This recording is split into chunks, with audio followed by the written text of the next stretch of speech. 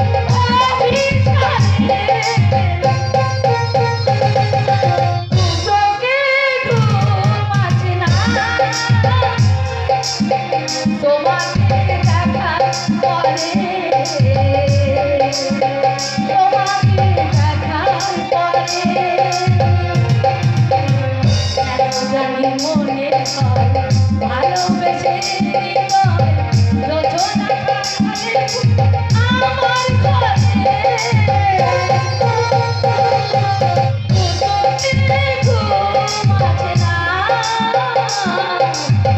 তোমাকে দেখার পরে তোমাকে দেখার পরে ছি, ছি, ছি। তুমি তুমি যে এত নিচে নেমে গেছো এ আমি